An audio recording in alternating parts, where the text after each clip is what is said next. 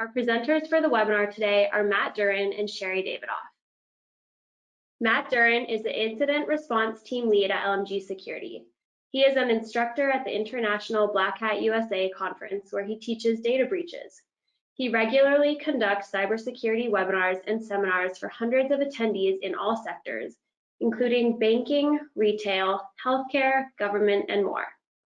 A seasoned forensics professional, Matt specializes in incident response, ransomware cases, cryptojacking, and banking Trojans.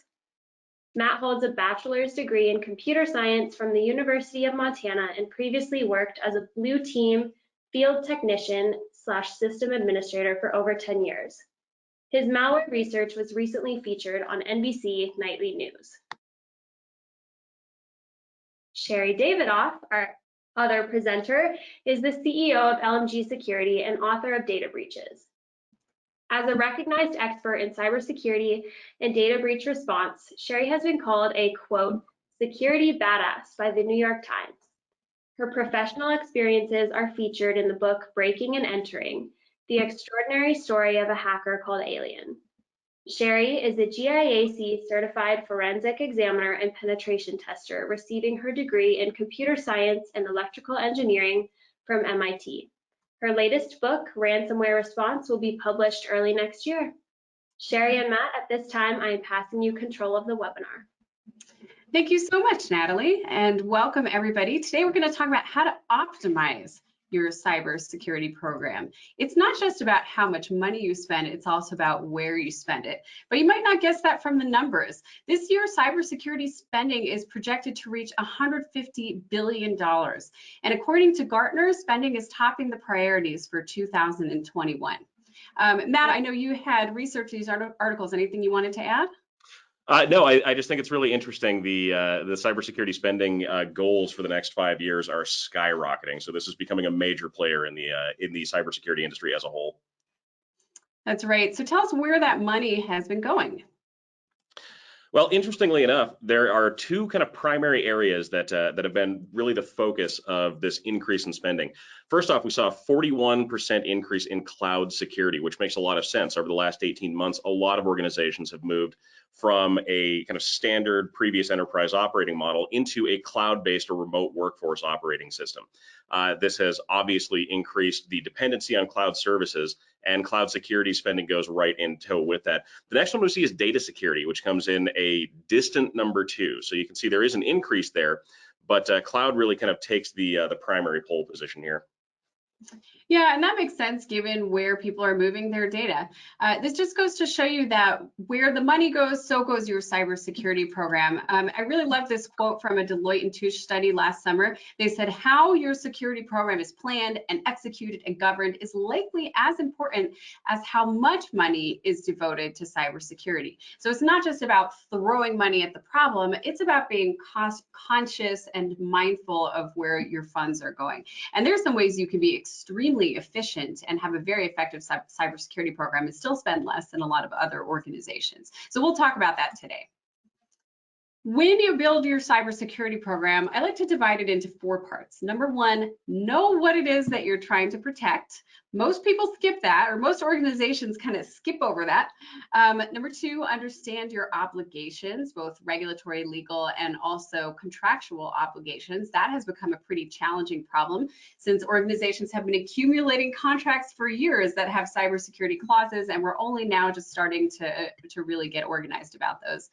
Number 3, you want to monitor your risks, so understand what your risks are and track how they change, and that includes both technical and non-technical analysis.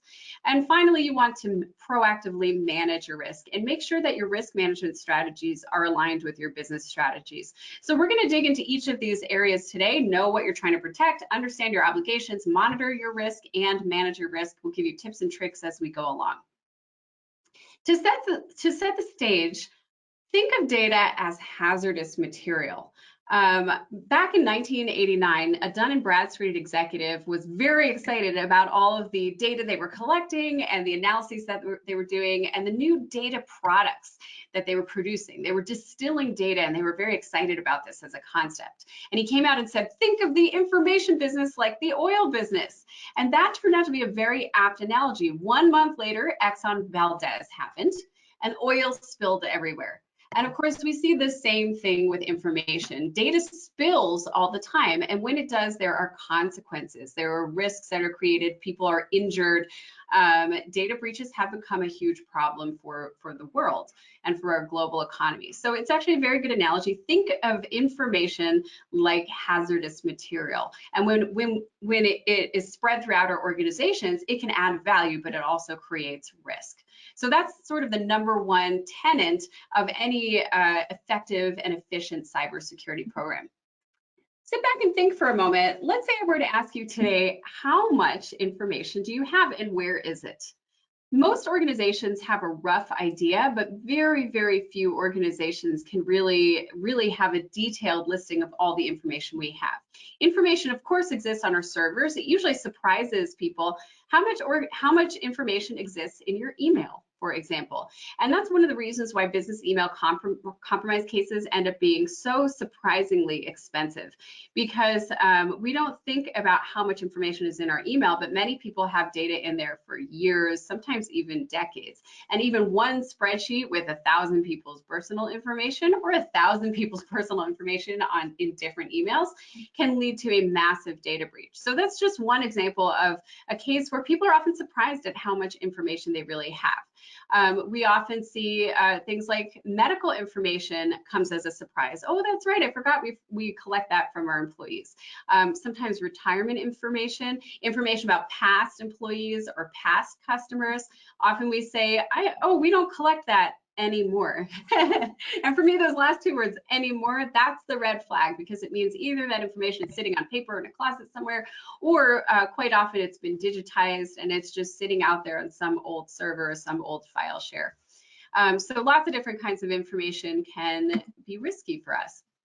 And these days, our assets are physically everywhere as well. So it's not just email. We also have data in SharePoint. We have it on laptops and desktops. Sometimes we have it on personal laptops and desktops in people's houses. We might have it on thumb drives. Some people may have emailed documents to themselves using their personal email so that they can easily access it at home. And you might say to yourself, that's against company policy, or our employees would never do that. It happens all the time, of course. File shares, backup drives, cloud applications, phones, you name it. Our information these days is all over the place. So Matt, why don't you tell us a little bit about how the landscape has changed over the past year? Oh, thanks, Sherry. Yeah, it's interesting to look at how basically the utilization of cloud services and remote work has really impacted the cybersecurity landscape as a whole. Gartner recently released a study showing that 74% of surveyed companies do intend to maintain at least some kind of employees as a remote workforce once the COVID-19 pandemic has fully abated and everyone is kind of back to their new normal operations. In this case, we see a fairly large amount will maintain about a 5% workforce. About 10% will be 25%. All in all, though, there is only 26% of companies that were polled that are planning on going back to in-person. So it means these cloud changes, these moves to the remote workforce, these dependence on cloud services is really here to stay. And over the next 5 years, this is only expected to increase more because it's been shown at this point that a remote workforce is actually, amazingly enough, a more efficient workforce. We're seeing about a 5% increase in productivity from remote workers rather than having them all in the office at the same time. So again, something that companies will need to factor in as they move forward is this dependence on remote services. I feel like those are fighting words, Matt. There are a lot of executives that would take issue with that statement, but you're right. And it probably depends on the kind of organization, but I'm sure many are never going to move back to in-person work, at least the way we were. We've often also seen the use of the cloud is way up. This is one of your tables from Gartner, is that right? That is right, and the reason I wanted to include this was really to showcase a couple of really kind of telltale indicators of the increase in these services and why they're becoming so important. If we look at where the big increases in spending really go, it's for software as a service and infrastructure as a service. Those tend to be the two biggest areas that the companies are moving towards, and mostly that means hosted servers, hosted office environments essentially, and hosted web applications. Those are great when it comes to the ease of use and the easily available kind of hardware that you can now have access to without having to invest large amounts of money in your own server farms. But they come with their own very unique kinds of security flaws, and we've seen over the last year or so quite a few organizations kind of fall down when it comes to properly securing those applications or those cloud-based instances of their environment. And we see things like data leaks or potential compromise based on these very simple misconfigurations. Yeah, I think in the cloud you have issues with misconfigurations, and then you also have the supply chain issue as a whole. And I know we're going to get to that shortly, but I think it's worth mentioning here that we need to be vetting those suppliers and not just assuming that they have security handled, which is a challenge for every organization that signs up for them. Okay, so what's the first thing we need to do when efficiently managing our security program? Take an inventory. And I know that's probably the most boring thing I could say to you guys because no security geek wants to be told, take an inventory. But it really will help you to properly target your cybersecurity program. You can't secure your data if you don't know what data you have and if you don't know where it's being stored. So think about what information do you have, where is it, how long are you retaining it for? Who can access that information? That's another area where often it's breaches are so preventable and you just need to tighten up access. Is your information encrypted at rest? That's another control we can put in place. And then do you need that information in the first place? But step one, the foundation of any cybersecurity program is taking an inventory. So don't walk to your spreadsheets after this and get started. Taking an inventory is not as easy as you might think. It is actually one of the hardest things for an organization to do. Typically, most organizations begin with interviews. So just talking to people and saying, what information do you have? It can help to have a checklist and ask if people have certain kinds of information, and if so, what the business purpose is, how long it's stored, all that stuff. Then sometimes you may want to just manually examine your network. So look through files, look through folders, look at servers, see what repositories you find. I guarantee you, you will be surprised by the results of this. Oh, wow, a whole folder with social security numbers. I forgot we did that. Businesses and other types of organizations have way more data than you might expect. And then we get to the really effective strategies. So using automated tools to discover your data. You can do that locally, you can do that in the cloud using built-in tools, and that's where I think we really see some efficiency gains. So in just a moment, Matt's going to show us some built-in cloud tools that can help you conduct an inventory. Now keep in mind, this will only work for structured data. And when I say structured data, I mean data like social security numbers or credit card numbers that are easy for machines to recognize on the network. If you have scanned documents like driver's licenses or passports or doctor's notes, things like that, it's very difficult to find those using automated tools. You still can, there's some more advanced capabilities, but you will often find that those get missed or overlooked or underestimated. So the inventory is an iterative process. Don't expect that it needs to be perfect right away.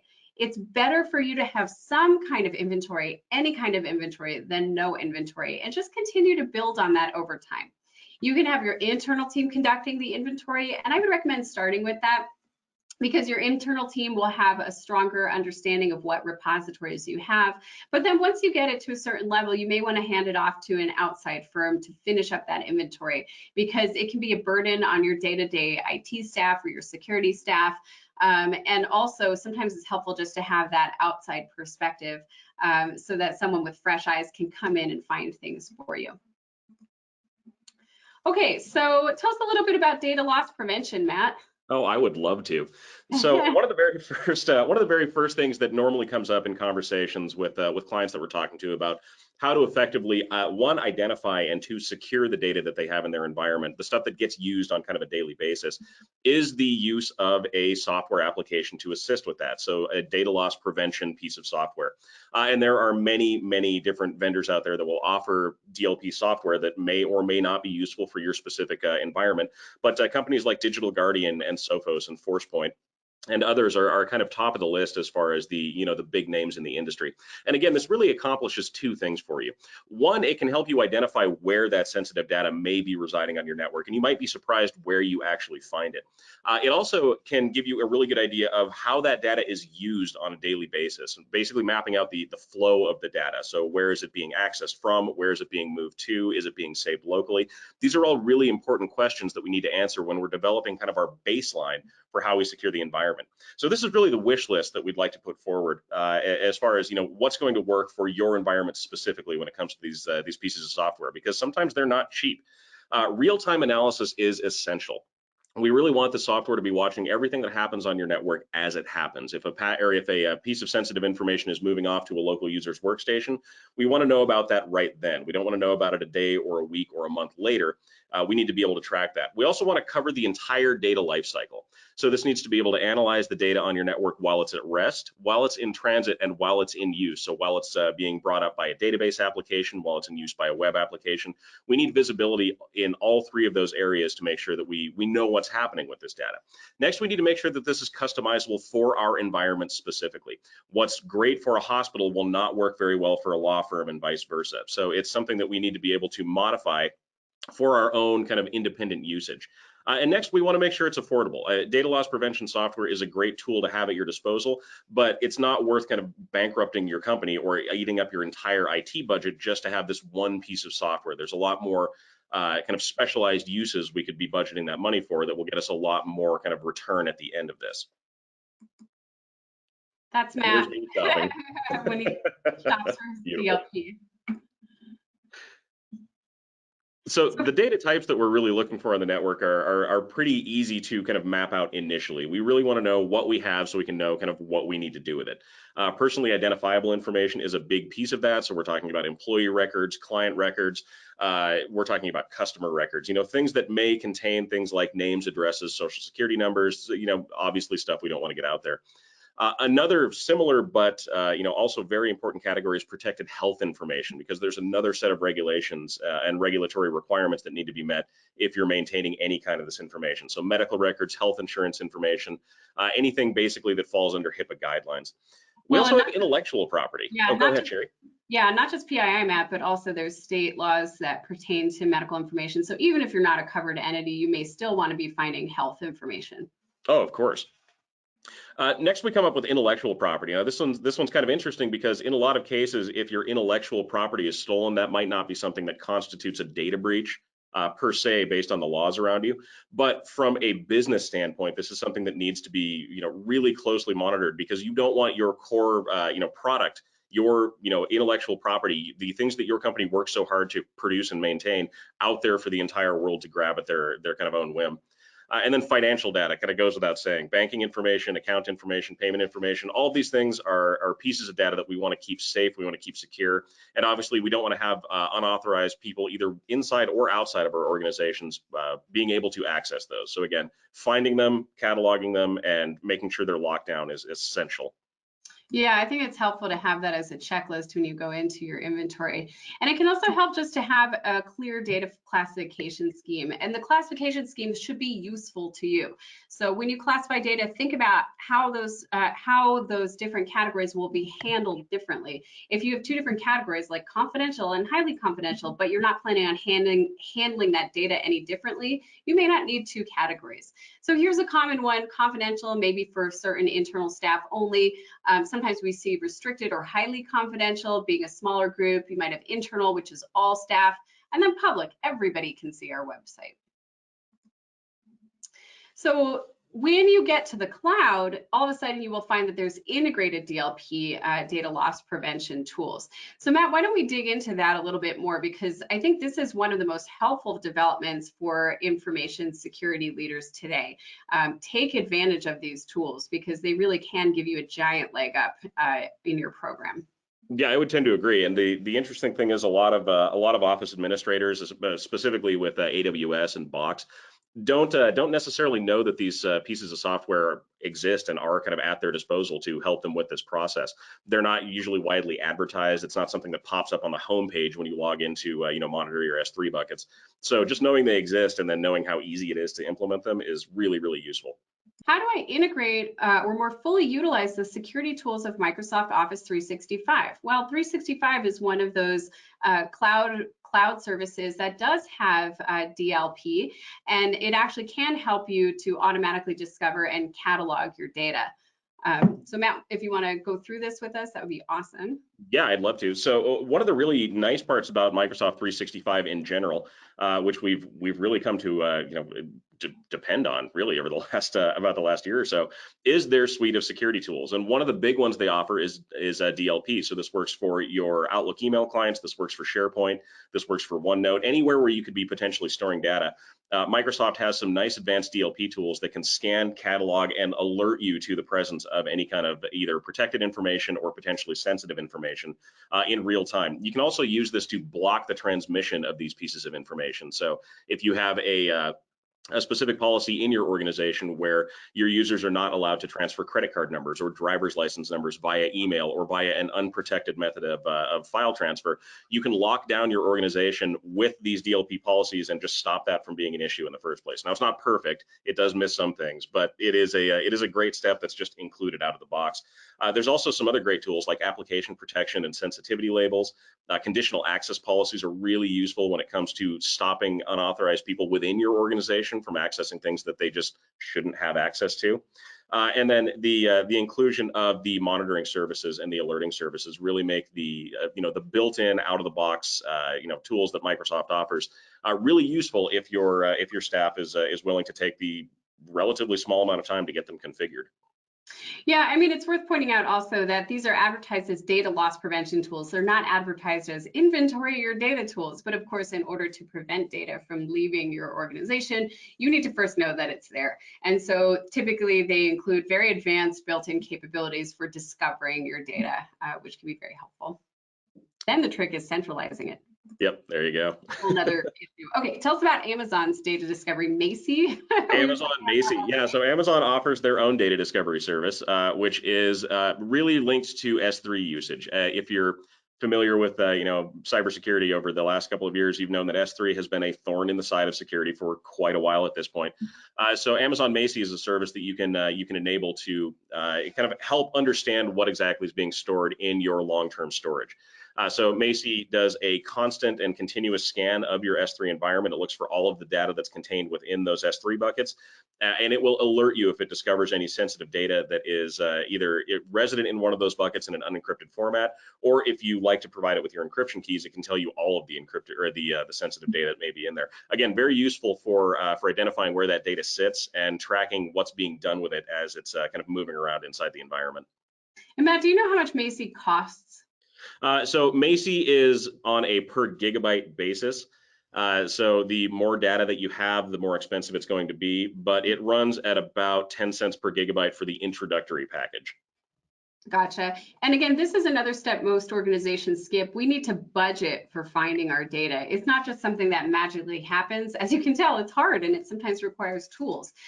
So we need to make sure that we're budgeting for tools, we're budgeting for human resources for analyzing those, and we're taking the time to review those. Because it doesn't do us any good if Amazon Macy analyzes all our buckets and produces a report if we don't do anything with it. So that needs to be part of a larger process. So the bottom line is that just having data is going to cost you.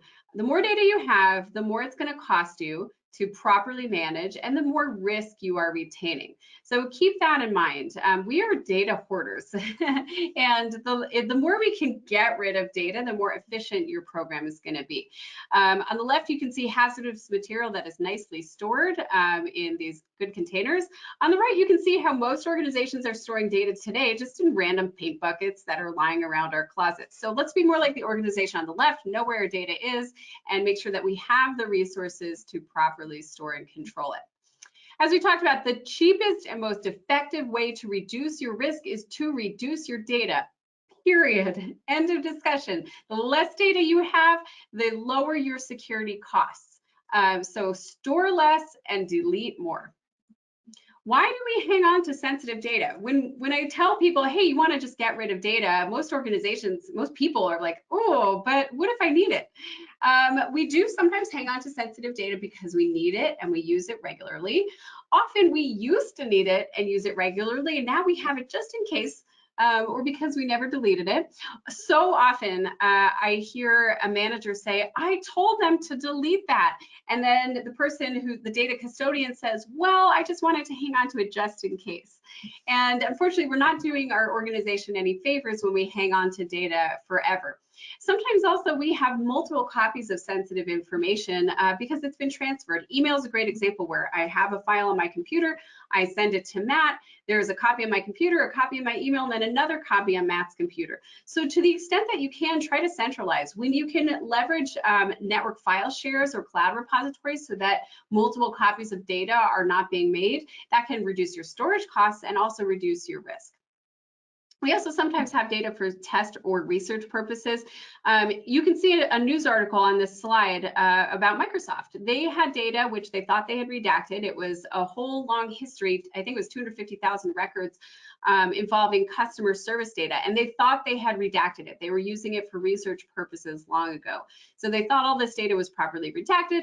Turns out that it was out there on the web, there was a misconfiguration, hackers got a hold of it, and they discovered it was not properly redacted. So the result was that the data was exposed and they had to announce a data breach. And they probably didn't need to have the data to begin with at that point. So what are some strategies for minimizing our information? First of all, we can abstain from collecting that information in the first place. I don't need to eat that cupcake, I will eat the apple. So just by collecting less information and only collecting the information we really need, again, you can reduce your risk. And that's a hard thing to do. You need to understand your processes. You need to establish a policy. You need to train your staff, but it will pay off in terms of the reduced cost for your security program. Then we need to dispose of information we don't need anymore, and we sometimes have the option of devaluing information. So we'll dig into those. Having a strong deletion and disposal practice, again, is one of the ways you can make your security program much more efficient. And I know that this isn't the flashy, blinky lights, latest technology, but it really is just one of those things that works. The more data you delete, the less risk you have. It takes time. You need to have a formal process, and you have to check. I guarantee if you tell people to delete things, unless you are checking, it will not get deleted. We are pack rats as a society. So you have to audit to make sure that it happens. And then you can also devalue your data. I always got a kick, you can tell I've been in the industry for 20 years, but I always got a real kick out of the Blockbuster incident. I don't know how many of you used to go to Blockbuster, but I remember signing up and they asked for my social security number. And of course I just put a fake social security number in because I was already in security by then.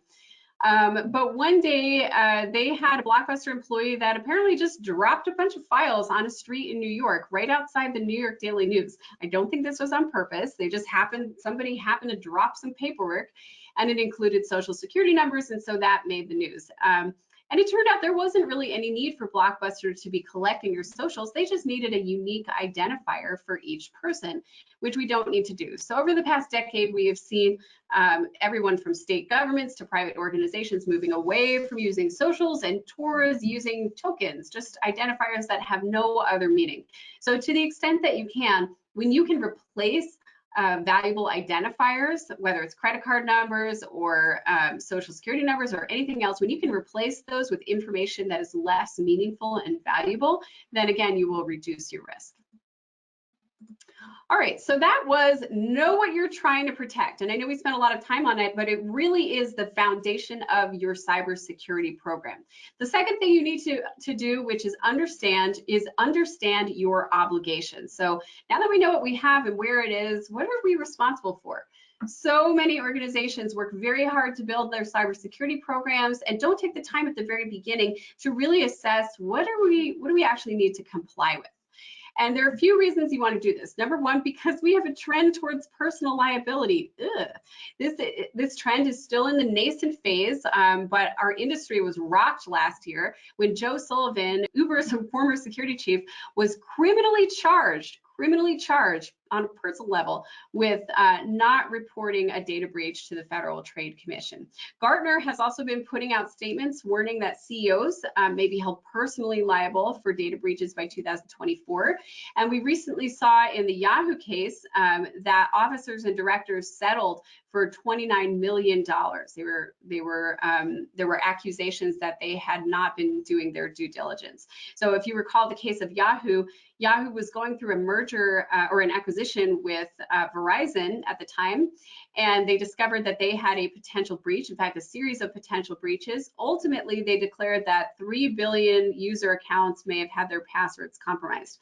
That whole series of breaches sliced $350 million off the purchase price of Yahoo, which is why we saw so many different cases and so many different ripple effects from that case. So one of them was the potential for director and officer liability in cybersecurity incidents. This is just a short list of laws that may apply to you. In the United States, we have breach notification laws in all 50 states, and of course, they're not all the same. Many of them have little tweaks, which just makes it more complicated. We have proactive cybersecurity laws for businesses in 19 states and US territories and federal districts. And you can see a listing there. Of course, we have at a federal level HIPAA. We also have state medical privacy laws. In Europe, we have GDPR. We have the California CCPA back in the US. We have a Massachusetts state law and other state and federal health information privacy laws. So that's just a short list. That doesn't even include industry standards or other industry related model laws that are being adopted. And this is a quickly evolving industry. Matt, do you want to tell us about the latest news with Congress and also Biden? Oh, of course. So yeah, the litany of data protection laws that Sherry just listed off for you are what the data protection laws look like right now. And we expect that to change very quickly and become a lot more kind of stringent as we move forward. And a lot of this has to do with the rise in high-profile cybercrime that has really been kind of overtaking the industry here over the last year or so. Specifically, when we're talking about things like the SolarWinds breach, Congress took that one very personally, especially when there was some state actor attribution to that one. So the U.S. government is now becoming more involved in the kind of oversight of these data protection laws, and it would not surprise me if we start seeing attempts at national standardized data breach regulations or notification regulations of any kind of cyber incidents happening. So being aware of these changes is going to be really important moving forward, so we don't accidentally run afoul of some brand new regulation that's just been put in place.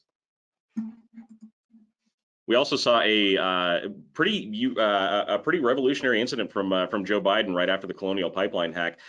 There is an overhaul of the cybersecurity kind of systems in use by the government that's being pushed through right now. They include things like updated notification guidelines, a standardized playbook across agencies for incident response, mandatory multi-factor authentication, and the creation of a brand new agency, a cybersecurity review board, which is basically the NTSB except for cybersecurity. They'll go back and do postmortems on cyber incidents and basically build policy, determined by what happened in those specific incidents. What's interesting about this too is that we will likely see this kind of activity flow over into the private sector. So we're already seeing things like insurance carriers requiring multi-factor authentication on all critical systems in order to renew a policy. We're seeing discounts for utilization of effective security practices, requirements for certain cybersecurity implementations to be in place before business contracts can be put into play. So again, this seems to be something that is going to just continue to escalate. So making these changes now and having your cybersecurity baseline will save you a ton of work in the future. Yeah, I thought one of the biggest changes was the highlight of the SBOMs, the bill of materials that cloud providers and service providers are using. So now, or soon, suppliers will be required to produce a list of all of the software that they rely on so that you will be able to tell if a particular vulnerability within the supply chain affects you. So I think that's really interesting. It's going to affect how we do incident response at an organization by organization level, and hopefully it will help us to properly manage risks throughout the supply chain. It's also going to be a lot of work for suppliers. Okay, we also need to be analyzing and tracking our contracts. Again, this is dry stuff, but important stuff. We're about to get into some more technical details as well. But organizations are waking up this year and realizing, holy cow, we have 10, 15 years worth of contracts, many of which have breach notification clauses or requirements to adhere to certain regulations, data retention clauses, breach disclosure clauses, and we have not been centrally tracking those. So it's important to take the time to analyze your contracts, to identify the types of security related clauses you're looking for, and understand what you've committed to doing. And once you've got an inventory and you've got your key contracts, I strongly recommend that every organization engage the services of a cyber lawyer to tell you what you need to adhere to. And the reason I recommend using a lawyer is because, number one, it's a fairly small project, outsourcing that, and it's a good idea to outsource decisions like this. You may have in-house legal counsel, but even if you do, chances are that your in-house legal counsel is not an expert on all of the cyber related laws in all 50 states and what's coming down the pipeline. So it's a good idea to have a specialized attorney analyze that for you, give you a statement, and just refresh it once a year. And that way, if you get something wrong, if you miss a law, something like that, that's not on you. You've contracted with someone on the outside as well. So yet another reason why it's a good idea to outsource that. And those obligations may affect everything from the reports that you have to the cloud providers that you use. I was really interested. I got a notice from Zoom yesterday, dear valued customer, in an effort to deliver on our promise, we launched a new data center in Mexico. Interesting. So is my data now in Mexico? How does that impact my ability to comply with the contracts that I've agreed to adhere to? Are you comfortable with your data being shipped offshore? And Zoom is just one, of course, of many cloud providers that leverages outsourced technology. Many of the major providers, Amazon's a great example, have data centers in countries around the world. That's just a common practice. So you also want to understand your obligations so you can make sure your program is effective and efficient. It's not going to do you any good if you're pouring resources into building your program and it turns out you've totally missed a really important obligation and you need to refactor it in order to comply. I really love these screenshots, by the way. These were provided to me by a colleague of mine that was part of the CIA and used to do security assessments. And you can see often organizations put a lot of money into building a very strong gate and then someone can just hop over the side.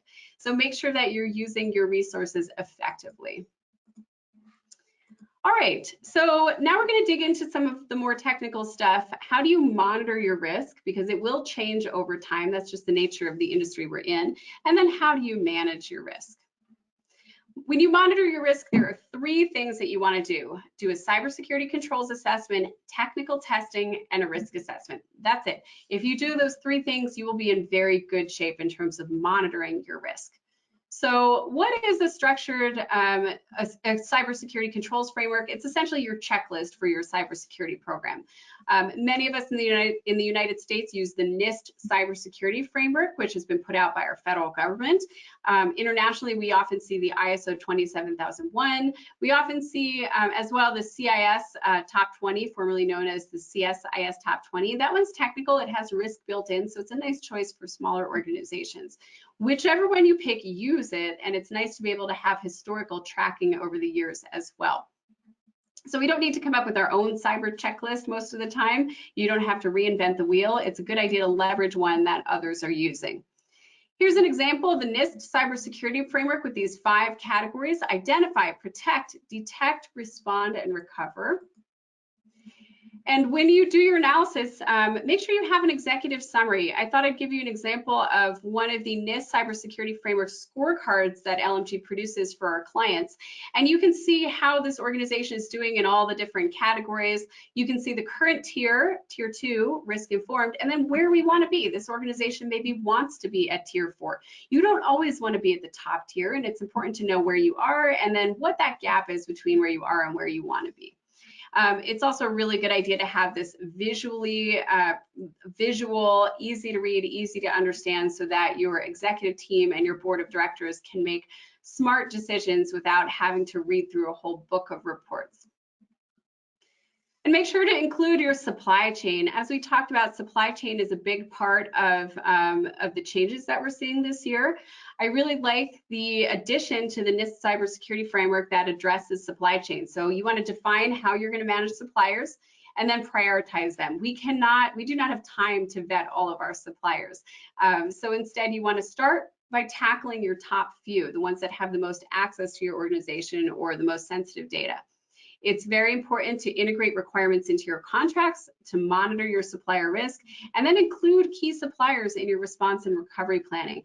Again, often we see tabletop exercises with internal IT, but when push comes to shove and there's an issue in the cloud, you need to understand how to coordinate with your cloud provider and what to expect in terms of their responsiveness and what kind of information they can get you, all that good stuff.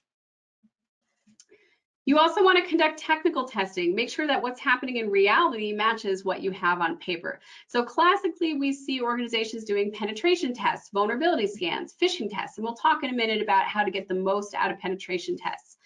But these days, is that really where all your data is?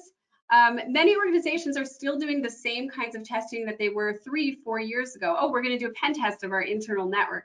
But your data is somewhere entirely different now. Maybe your data is in the cloud. And that's where we go back to our foundation, back to our inventory, and we look and say, where is our data? Where is our sensitive data?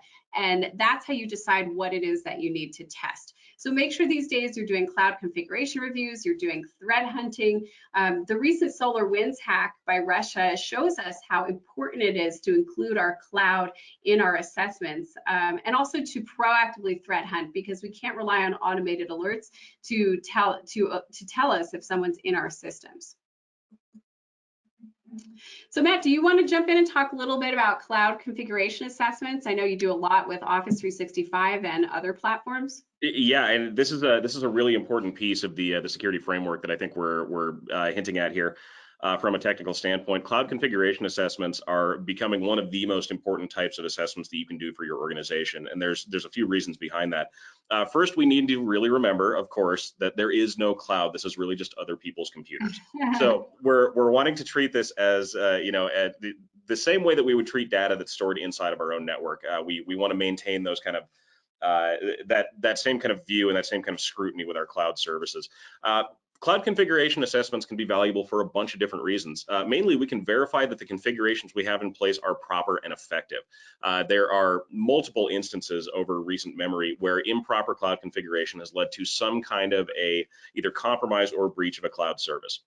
Again, it's not always the user's fault. They may not know the tools are there. It may be something with the cloud service provider, or it could be just a simple oversight. But either way, we want to verify that those are in place. We also want to identify exposed data. If we have something sitting out on the public cloud that is accessible without a username, without a password, or with a leaked API key, we want to know that that's there. And a security assessment can help identify where those weak points in our data flow might sit. We also want to correct our policies, make sure that we actually have proper access controls in place. We want to remove unnecessary access from those systems, get rid of old user accounts, make sure we're rotating keys. And we also want to be able to discover vulnerabilities that are inherent in these systems. There are new CVEs that come out frequently that are targeted at cloud services. So if we're utilizing a service that is vulnerable to one of those specific exploits, we want to know about it and test whether or not that exploit is applicable to our situation. If it is, we need to compensate for that. Luckily, there are some really nice built-in tools for a lot of these cloud services that really do at least give you a head start on making those security improvements. Microsoft Secure Score is a really great example of that. You actually get a scored graph for your organization or your tenant that tells you where your potential security weak points may be. Gives you detailed information on how to access those pieces, how to correct those specific pieces of the environment, and move yourself into a better posture. AWS has a couple of things that are similar to that. There's the AWS Audit Manager, there's Amazon Inspector. And again, these are built to assist you in securing your own data. They're not going to do it for you, but they're going to lay out the roadmap as to what you need to do to basically put yourself in a position where when you do start doing these assessments, you're looking for not the low-hanging fruit anymore.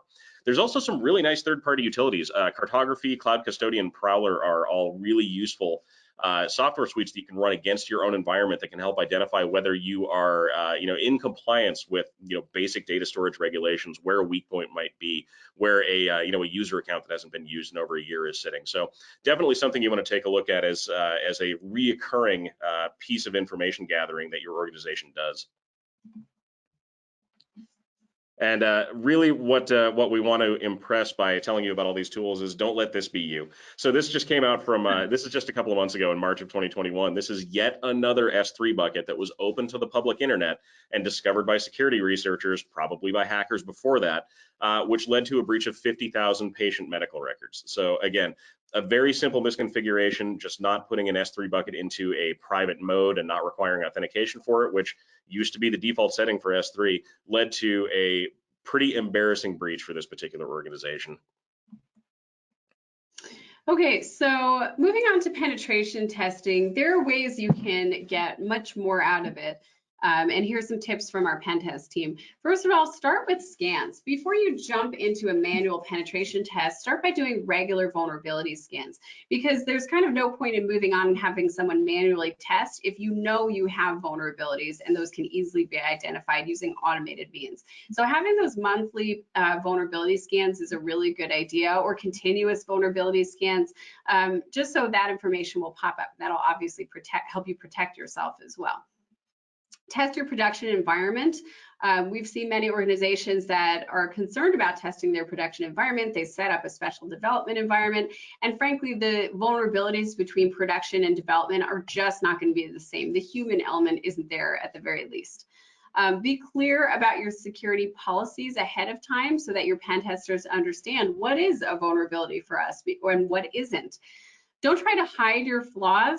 Sometimes people try to clean up before a penetration test. It's like cleaning before your cleaner comes.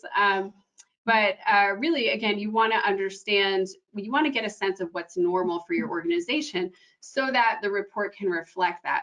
And pen testing reports, even when they reflect flaws, that can be a good thing because it helps your leadership team understand if they need to invest more in your program.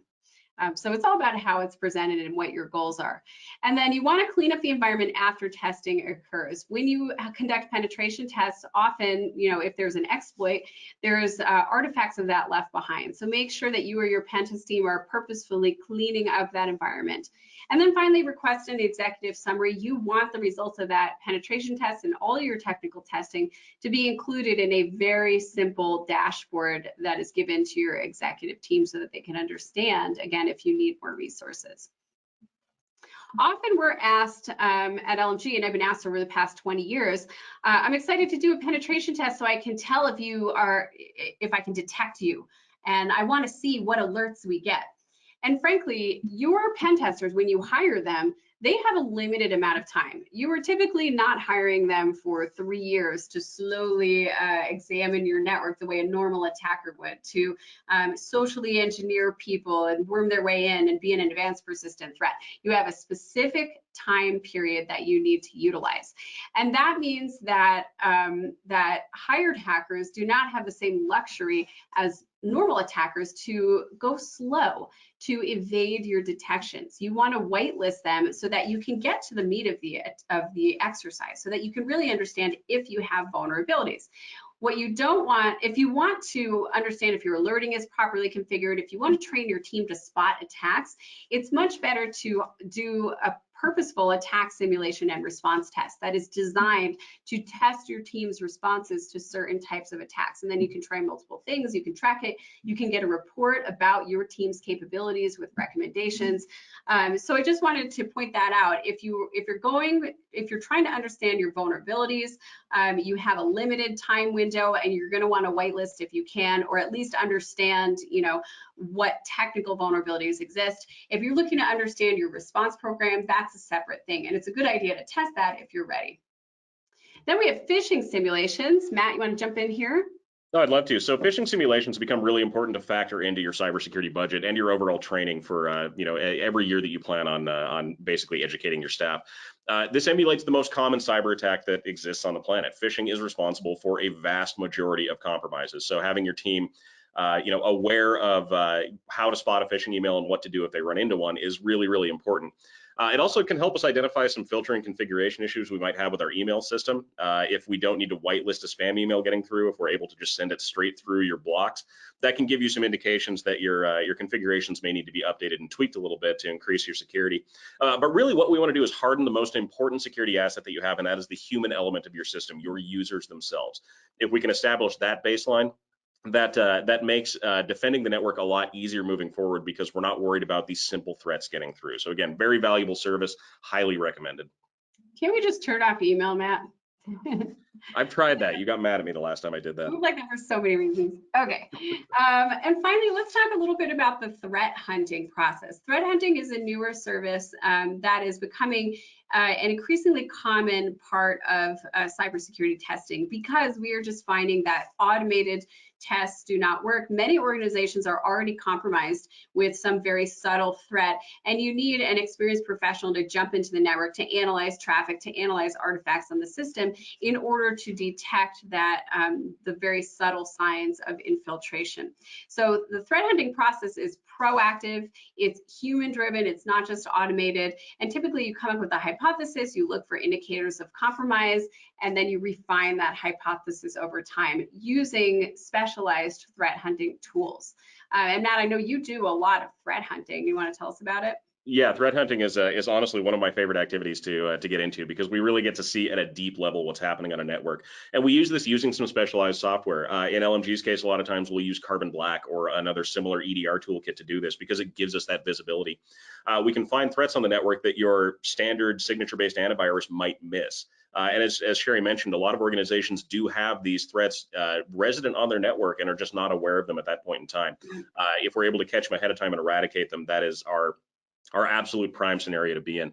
But we can also identify some other weak points in security configurations and user activity on the network. If we're noticing that users are able to install their own programs with administrative access, or they're able to drop their own browser toolbars or add-ons into place, all of these can be threats that that your IT staff may not be aware of as existing in the network, that we can spot during these threat hunting assessments. So a really nice kind of overview of where the threats may come from down the road. And this should be done periodically. This isn't a one and done kind of thing. Threat hunting should happen, at least every 6 months, something like that, to make sure that you're up to speed with what current threats look like and that you are sitting in a good position. Yeah, for those of you that have taken our ransomware response class, you'll recall that typically hackers are looking on your network for weeks, if not months, before they actually install ransomware. That's becoming increasingly common. We see initial access brokers that get access and sell it off, or sometimes they're just collecting your data and researching you to understand how to set that ransom demand.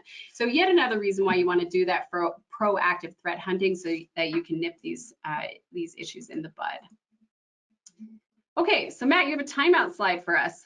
Yeah, I know we just threw a lot of information about you, or at you, about the technical side of your security posture and your security program, but just a quick recap of what we gone over. So we want to make sure that as we're putting these systems together, we're testing according to our individual needs.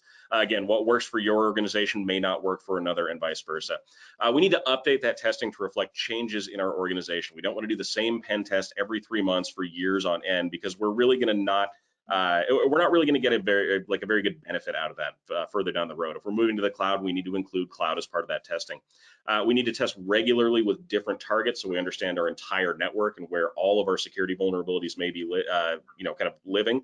And we want to integrate testing costs into the yearly budget. We want to expect that we will be doing this testing, and by putting that in play early, it makes it a lot easier to push those budgets through and actually get the funding approved for those types of activities. Yeah, thanks, Matt. So we have about 5 minutes left, and we're going to go through how you assess your risk and then how you manage your risk. Okay, next thing you need to do to make sure your program is effective is assess your risk. The risk in cyberland is constantly changing. We're always seeing new threats. So you want to make sure you have a professional that's listing out the latest threat and vulnerability pairs that are relevant to you, assessing the likelihood and impact, and then using that to prioritize your next steps. So when you do your controls assessment and you go through and you figure out, what have we done? Where are gaps? You're going to come up with more gaps than you can handle right away.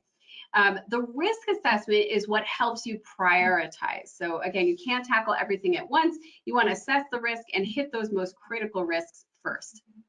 and communicate, again, effectively to upper management. So ransomware has been a big problem lately. Here's an example of LMG's ransomware risk assessment scorecard. And you can drill down and see the highest risks and then where they come from. So really helpful for pinpointing the source of risk so that you can get to the bottom of it and address those issues. You can also get risk and controls communicated on one scorecard, which I really like for educating executives and boards of directors. You can see an overall percentage of compliance with, in this case, it was ISO 27001, but any security controls assessment. And then you can see the risk summary associated with the different control maturity. So that's just another example of an integrated executive dashboard. All right, we've talked about how to know what you're trying to protect, how to understand your obligations, how to monitor your risk. Now, how do we manage those risks? Well, first of all, you want to understand the 4 different ways that you can treat your risks. You can avoid the risk.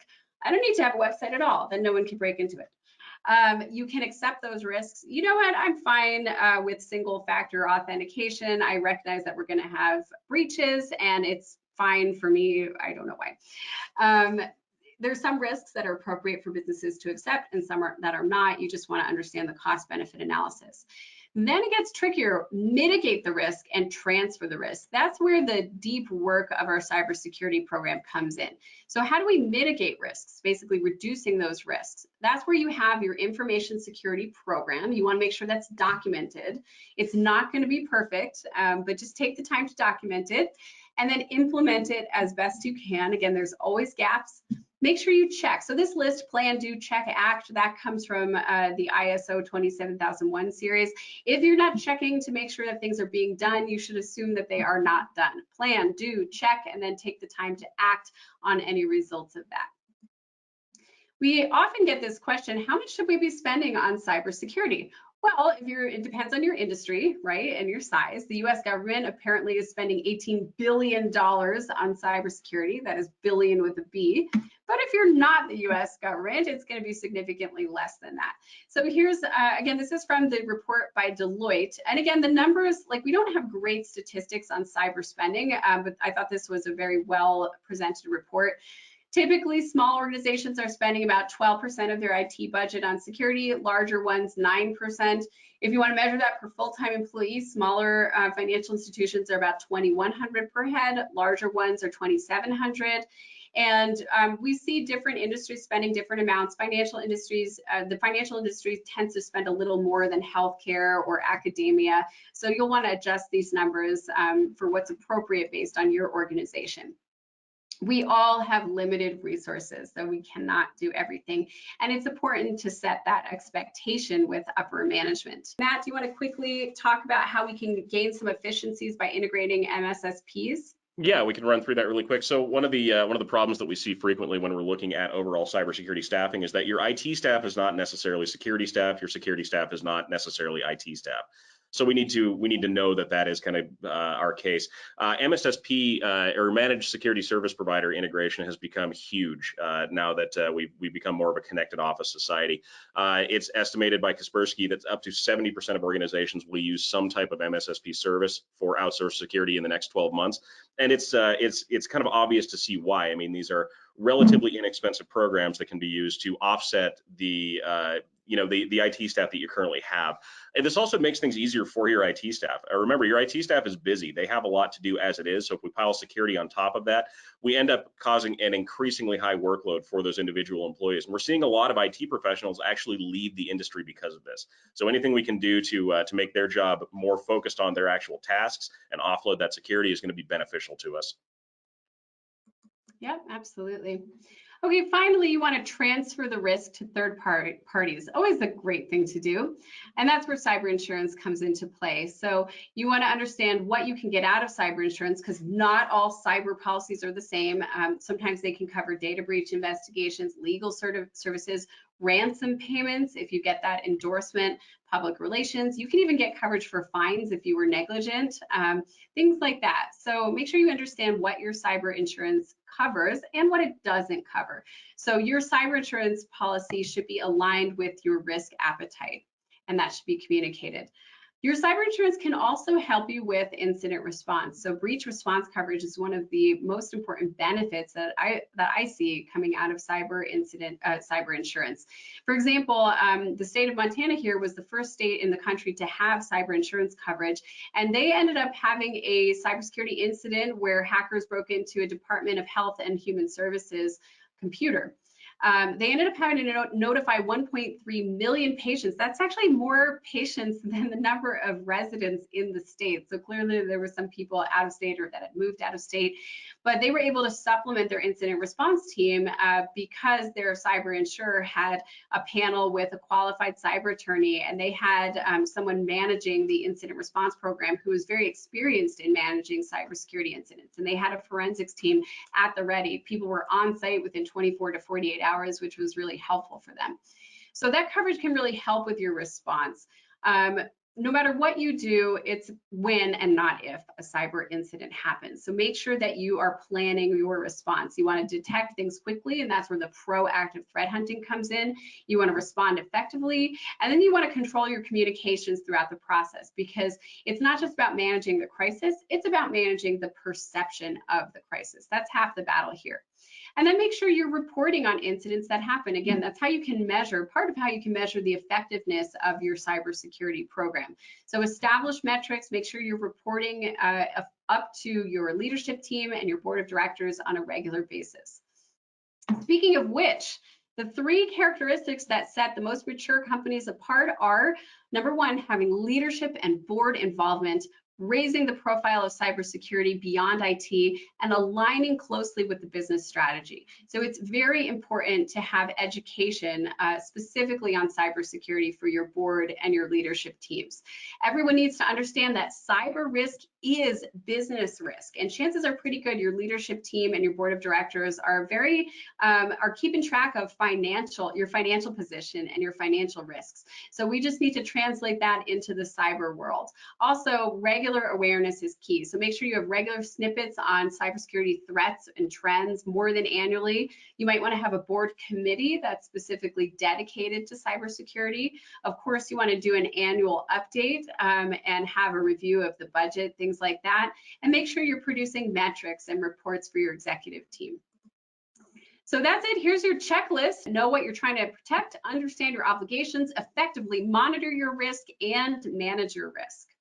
Thank you so much, Sherry and Matt. We have a few questions that came from our audience during the presentation. The first one is, do you have any suggestions on where to keep security policies once you've developed them to make everyone in an organization aware and accountable? Ooh, this is a fantastic question. So yes, you do want to keep some of your policies where the entire organization can access them. It's funny, I've reviewed many policies, and your employees do not need to be signing off on a giant information security program that tells them all the intricate details about how you patch and update systems. So think about who the audience is for different policies. You probably want to have a manual that's specific to what you need all employees to understand, and then you have your more back-end IT related or management related cybersecurity policies. And it's good to keep those in a place where they're accessible to the audience. And then you want to have an awareness campaign. You may even want to talk to a marketing company and have those regular snippets of information coming out and a multi-pronged approach so that cybersecurity stays top of mind. Great, thanks for that. The next question is, somebody noticed the recent Rapid7 supply chain breach. How do we protect or increase our security posture for supply chains? Great question. Matt, I know you've been researching supply chain quite a bit. Would you like to take this one? Yeah, I'd love to. So supply chain breaches are an interesting animal when it comes to preparedness because in a lot of cases, our security programs don't really have that type of trusted access breach as part of the planning that we've already gone through. But the recommendation we would have there would essentially be to, one, make sure that with Rapid7 being hacked, what was really taken from them were their security testing tools.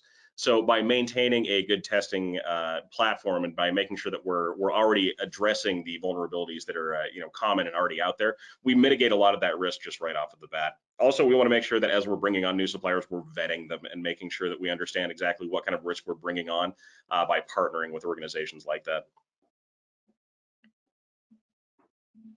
Great, thank you. Another question is regarding breach notification laws, such as with the 50 US states and GDPR. Do they apply to only companies with business headquarters or presence in those locations, or do the laws apply to the customers based on their home of record? Yeah, this is a fabulous question, and we are not lawyers, but from everything I've seen, it depends on the state also. Massachusetts, I believe their law applies to anyone that owns or licenses information of a Massachusetts resident. So even if you're headquartered in Montana or California, you may have to be grappling with laws from all 50 states and even international laws. Great. Well, that is all the questions that we received from attendees at this time. If anyone has any other questions, Sherry and Matt's contact info is on the screen. Please feel free to reach out with any other questions that you have. Thank you so much, Sherry and Matt. Once again, I'm Natalie Adams with LMG Security. We would like to thank everybody who attended today's webinar. Please take a moment to fill out the survey afterwards and let us know what you thought. Thank you so much. Have a great rest of your day.